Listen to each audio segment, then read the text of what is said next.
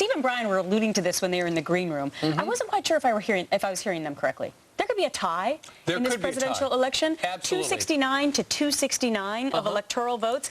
Then what happens? It gets real dicey after that, because doesn't it go to the House of Representatives? Well, it does, and here's what happens. As you look at the battleground states, and they've broken it down a couple different ways, there could mathematically be a tie, 269, 269. It would go to the House of Representatives, where, now keep in mind, the House of Representatives is controlled by Democrats. There's a majority there. But in this particular case, each state would wind up with one vote. And then if you are a representative for a state, say you're a Democrat, but the state went Republican, you would probably feel obligated, they feel, to vote for John McCain. So there's a possibility that it's not a slam dunk for Barack Obama, even though the Democrats do control the House. But get this, Brian, I don't know if you know this. First time I heard this today, that the Electoral College voters, they're actually physical people who do that they can change their minds in 11 states. Electors in roughly, no, more than that, half the states. Electors in roughly half of the states are bound by law to honor the popular vote, but that means in half they're not.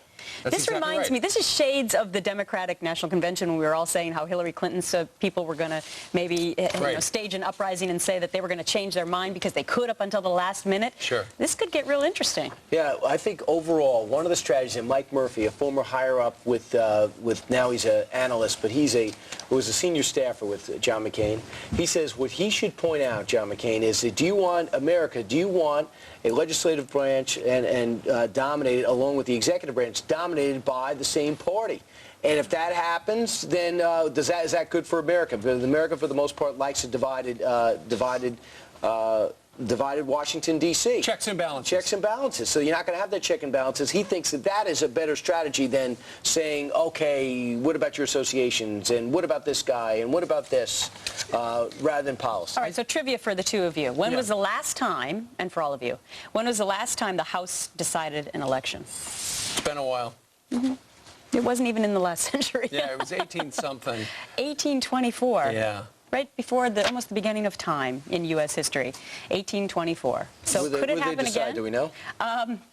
No, I'll have to Google that.